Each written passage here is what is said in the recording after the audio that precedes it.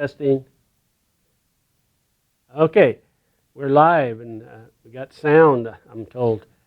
Today is the 14th, and we should be able to, I hope, get through chapter 6. And if you looked on the Populi site, you see when questions and the notes were due, which was Friday, class time. And up here was the quote, number 19. And you people on the video camera, there's a video. Randy Travis and Josh Turner. And this quote came right from the song. So, 3 wooden crosses. Some of you probably heard of it. Okay,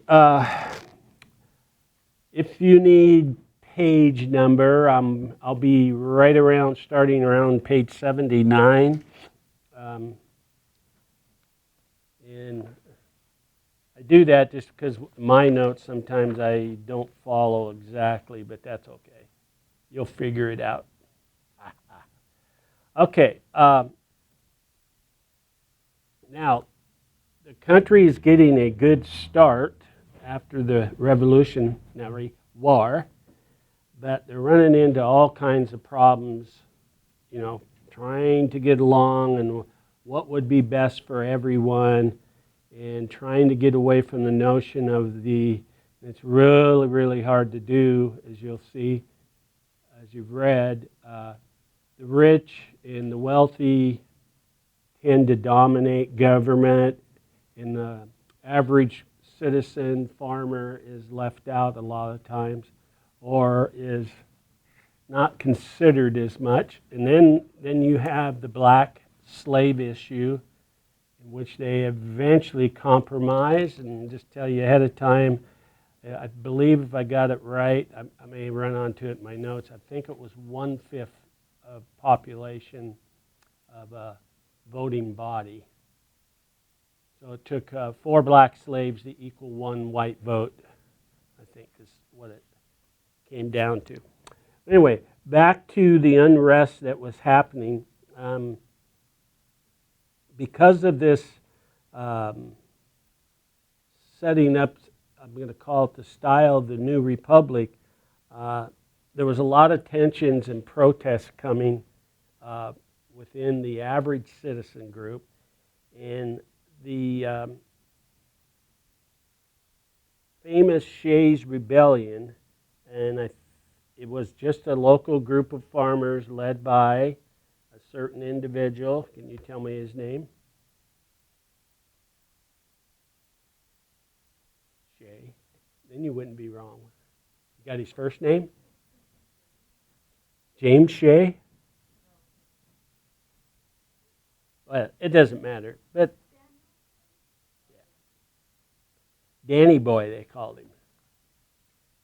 Anyway, Shays Rebellion and the nationalists are being called, the people that are going for a little more government.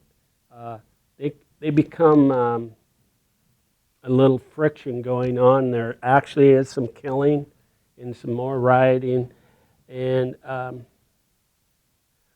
with this going on, though, it actually pushed by 1786, late in 1786, people that were in power and people that wanted to be part of it to come to a conclusion that we need to have another convention. Remember, we had the First Continental Convention, the Second Continental Convention.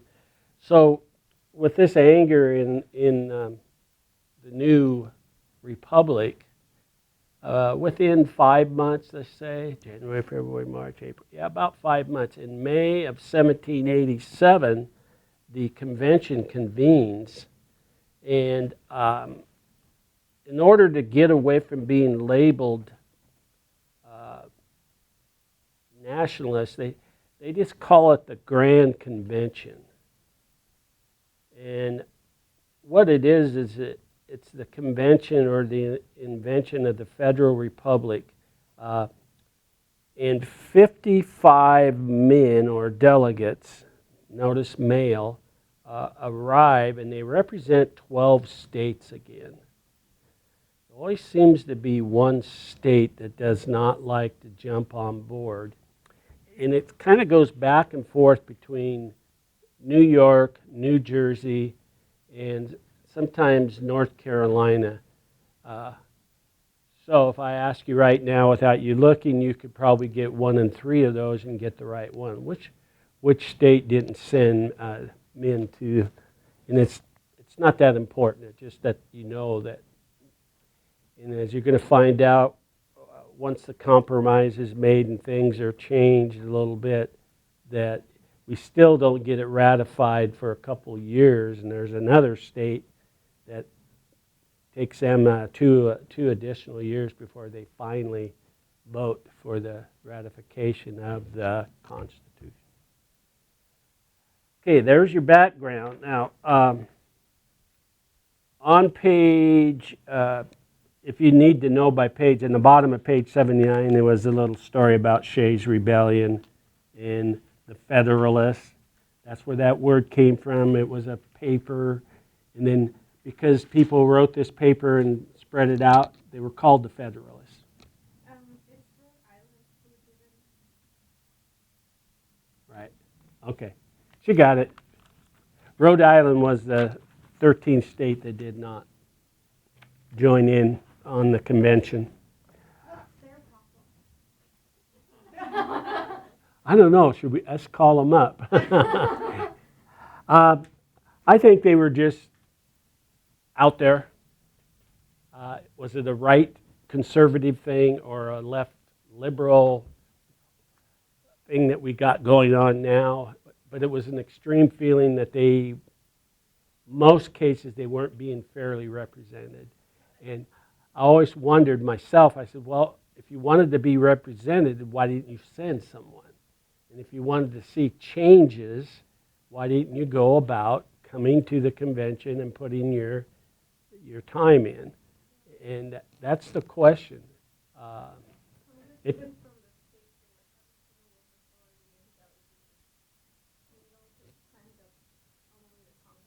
okay, what she said was they were also arguing about who's going to go, and I'm not going to. You could only send a couple people. You couldn't send 5 or 6.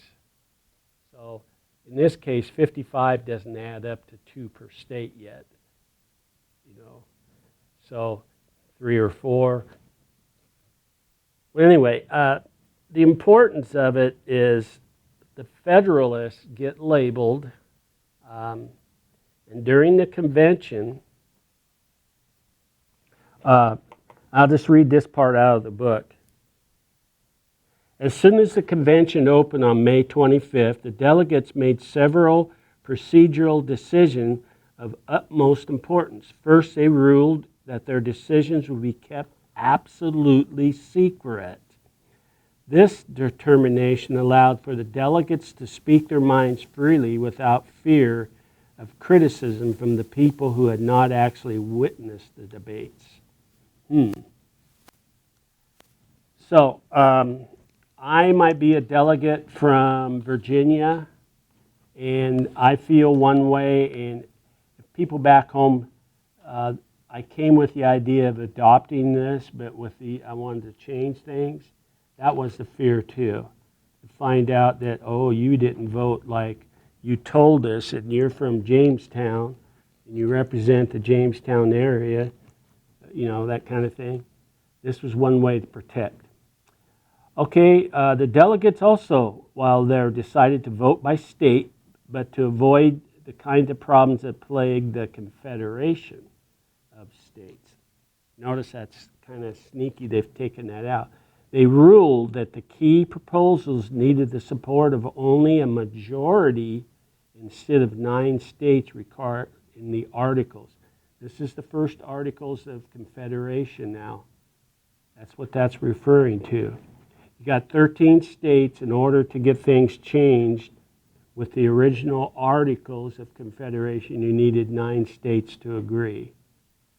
Now it's just a simple majority. So only 12 states, so now it's only 7. If you had 13, it'd still be 7. But Now, in comes the Virginia plan and the New Jersey plans, and they're a little bit critical. And the Virginia plan was stated or discussed first, and the New Jersey plan was a counterproposal. And basically, the Virginia plan drew the framework. They took up the first framework for a federal system, and they call it the Virginia plan. And there's a governor and all that. The name is not important to me, but later down the road, where'd we get that from? Well, Edmund Rudolph and James Madison. But anyway, Madison advocated a strong central government, one that could override the short-sighted local legislators. Well, that's not nice. The Virginia plan envisioned a national legislature consisting of two houses, one elected directly by the people, the other chosen from the first house from nominations made by the state assemblies. Representation in both houses was proportional to the state's population. The Virginia plan also provided for an executive elected by Congress. Okay, instead of at first calling him the president, they called him the executive, the boss man, so to speak. Okay, hung up on terminology.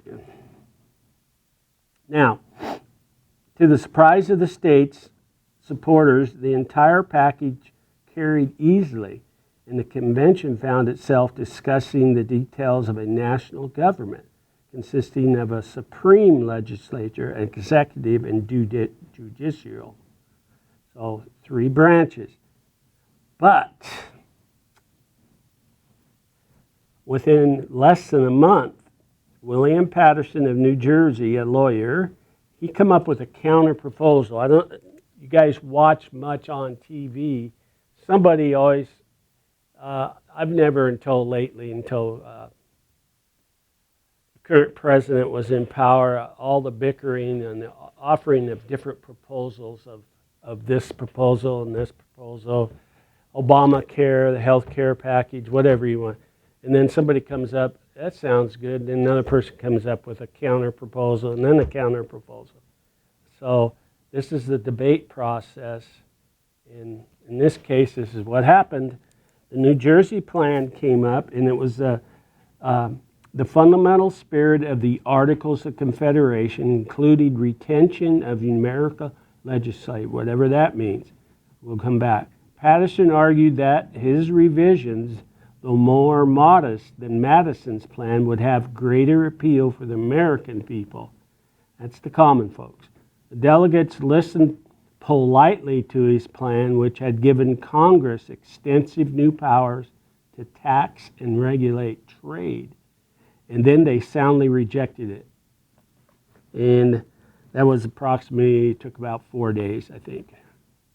Rejection of the New Jersey plan however, did not clear the way for a final vote.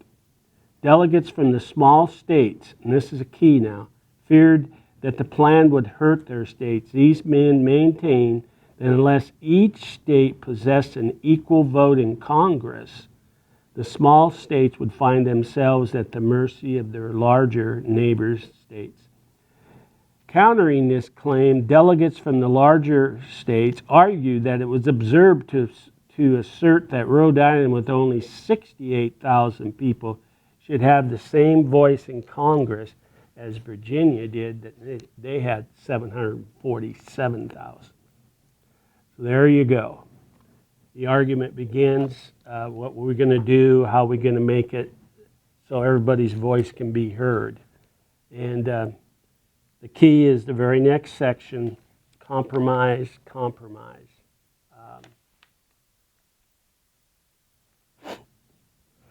Now, if you take the time to read the next section, they come up with a plan that kind of satisfied both, that the larger states would have certain control over certain things, the smaller state. Now, right in the middle of this, I want to read this. About a month after this, they're still fighting over this. Approximately July 26th, they formed a new committee of detail. But during the sessions, members of the conventions concluded that the president, as they now called their executive, and it just came out of the blue, by the way, should be selected by an electoral college. Here comes that word that a lot of you don't understand. There's a popular vote here in the United States right now, and there's electoral college. You, as common people, help support your electoral votes from your state, but you don't elect the president directly. There has been cases where someone's won the popular vote but became president because of the electoral vote. And just the opposite, too. The Electoral College, a body of prominent men in each state chosen by local voters, and the number of electoral votes held by each state equaled its number of representatives and senators. Okay, whoever received the second largest number of votes after this was all counted actually became the vice president. How's the vice president picked now? Gets on the ticket, whoever makes it into, like Joe Biden selected for his running mate, it's not elected by Congress. Okay, now back to the Electoral College, how it's based. Okay, I said this earlier, not today, but do you guys know how many electoral votes the state of Washington has?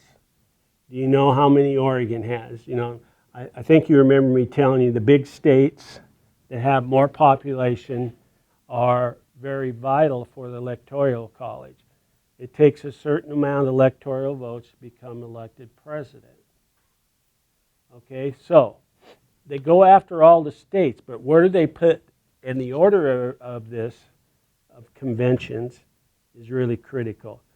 What is usually the first state that holds the primary for Pennsylvania, Ohio? Anyway, there is a state that goes first, and then second, then third, but a lot of the campaign is done on New York, Ohio, Pennsylvania,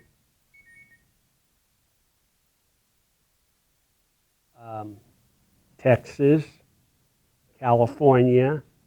And notice this is the next problem, since we're up to date right now, is you have to be careful, and this really sways, I feel, some votes. The East Coast is all done voting, almost totally done by the time the West Coast opens for voting, or closes the voting.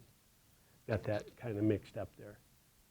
So if you see, and you're one of those people that like to vote for a winner, you may change your vote.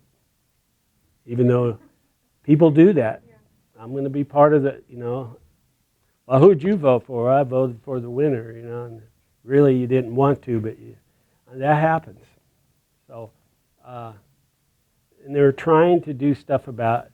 But the Electoral College turned out to be probably the fairest way at the moment. And I doubt if that ever changes. What changes it is when your state grows and you gather more.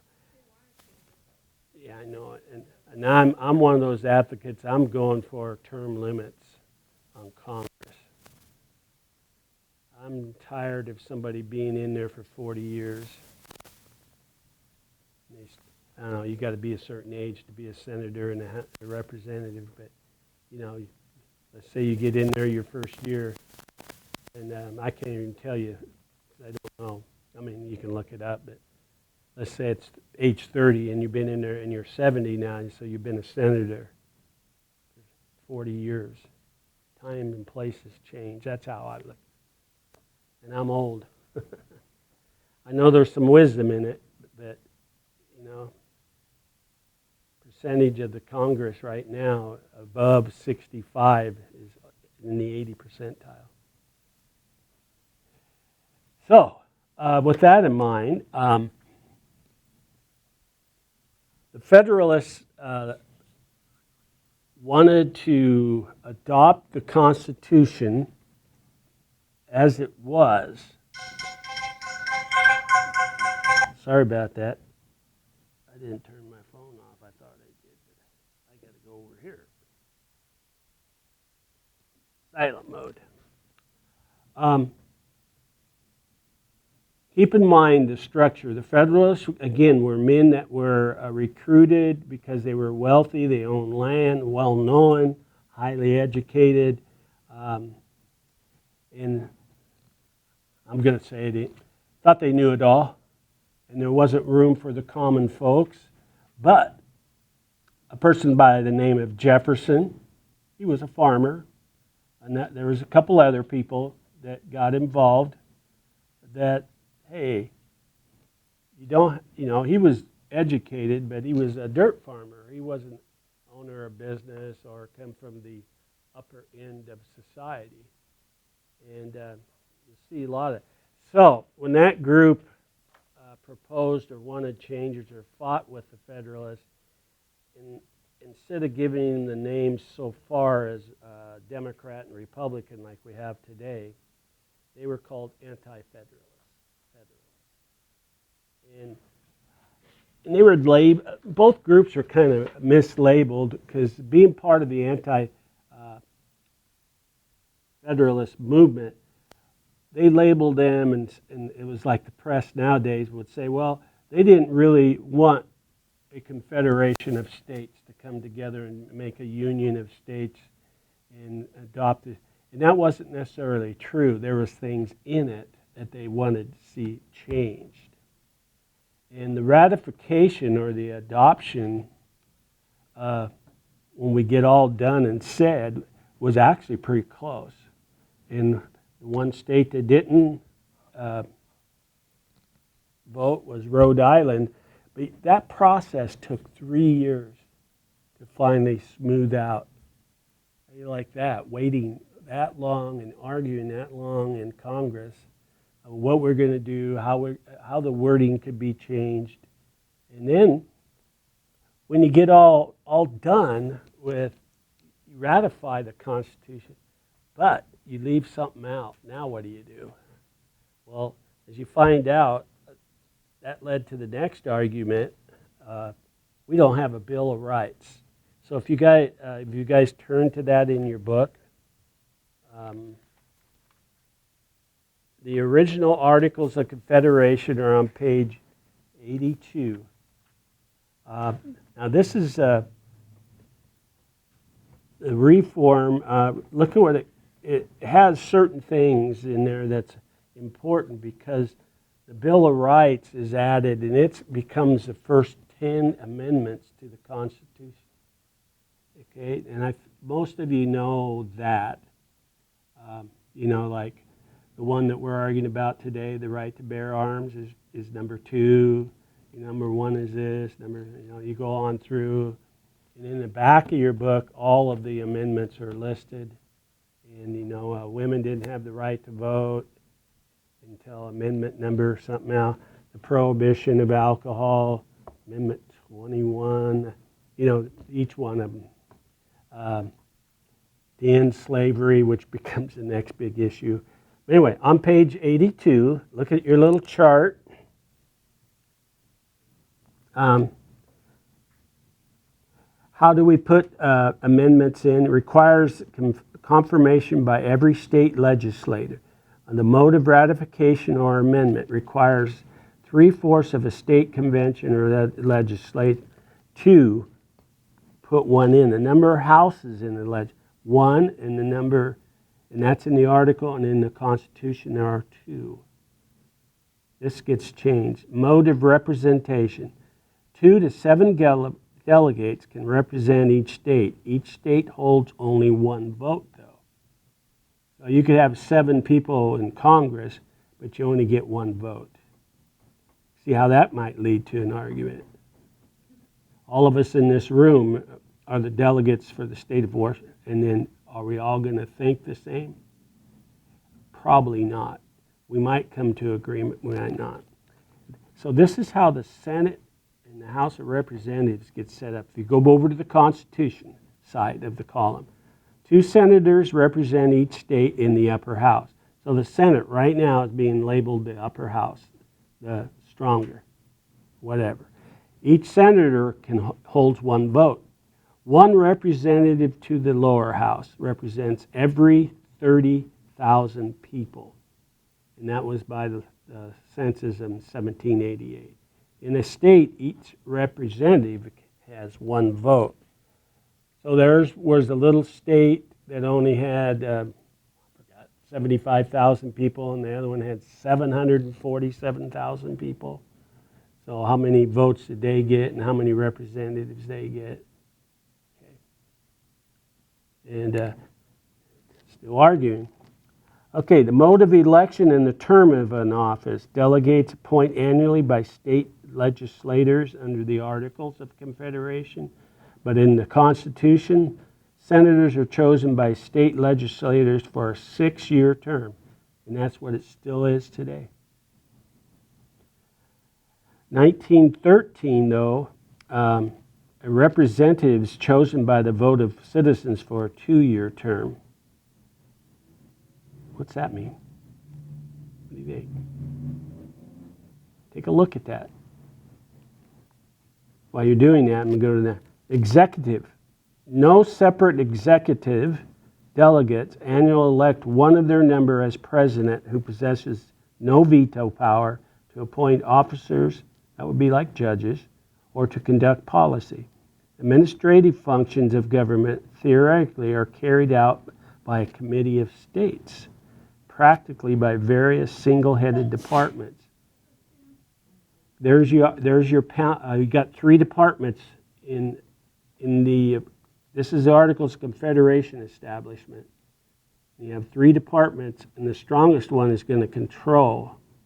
Okay, your president does not yet have all over the back of your shirt. Has no veto power or anything like that. So now they change it when they start doing, and they go. Let's go to the Constitution. Separate executive branch, separate from the others. President is elected by the Electoral College to a 4-year term. He is granted veto power to conduct policy and to appoint ambassadors, judges, and officers of the executive departments established by the legislature. So if you go back to the 3 common branches of government, so now the president's given a lot of power, but the one thing that controls him or her, we haven't had a her yet, is the legislatures and their power to vote no or whatever. No, we're not going to do that. And now we have this game that started way back here in the 1780s, keep carrying on over to present day, 200 years later, and it's changed a little bit, but not deeply. How is it possible that Trump can veto something that the Senate and the House pass a resolution, or whatever we would call them, law or whatever? How does he have the power to stop that? And then it's executive power, and there's some hidden things there. If it does not do the country as a whole, short version, good. It could be detrimental. It does not represent, the majority. He can veto it. He can also pass certain things by them, but some things he cannot. So learning the ropes of a presidency and what they can do or not do, and what your senators and representatives can do and not do, it can get kind of mind-boggling for the common person like me. Well, how can that be? How can they do that? How can we stick with that electoral college and not let the people pick? Then you get the other side. Well, yeah, you do. You pick your electoral people. And they represent the votes for your state. And then we add them up. So, that's why you see different electoral numbers. The state of Washington proudly casts its 14 electoral votes for the next president of the United States. And they add them up. Once you reach that certain magic number, you are now president. What was the state's problem again? Was death by popular vote? Their concern, she said, what was the state's objection to this popular vote? It had to do with the larger states. Let's say you got 13 states. 6 of them are very large and 7 aren't. Those, or even 5. Those 5 with so many people, more people, they could outvote those other 7 or other 6 because they got more votes. And notice too, the black vote is mainly centered in the South, and most of the smaller states are in the South. And the larger ones were to the north. Okay, good question. All right, we're almost done with the judicial branch. Back when the Articles of Confederation were made, were left to the state and local courts. Congress in the final court of appeal in disputes between states only. Okay, not national issue. Now, with the new Constitution, separate branch consisting of a Supreme Court and inferior courts established by Congress to enforce federal law. What would be an inferior court? A state court. You know the court system. You got a county court system. You got a city, county, state, and then you have a state Supreme Court, and then from there it goes to the federal. So you got a lot of avenues of appeal of certain things, but that's how it got its grassroots. 2 more. Taxation.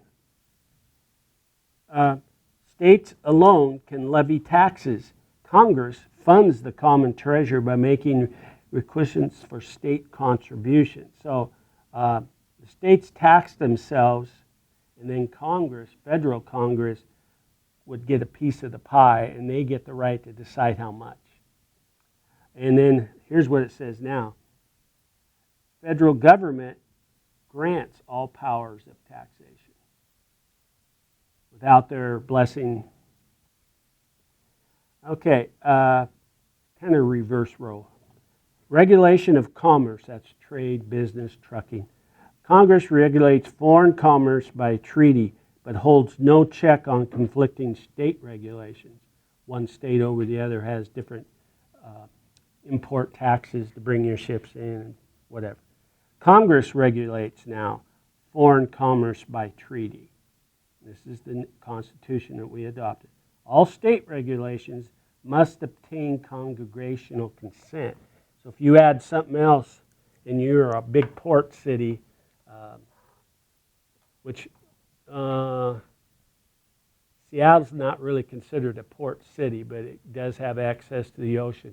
But it could not, as a state, levy different types of taxes without federal saying, okay, it's okay. And you know the bartering that goes on. So that sets up the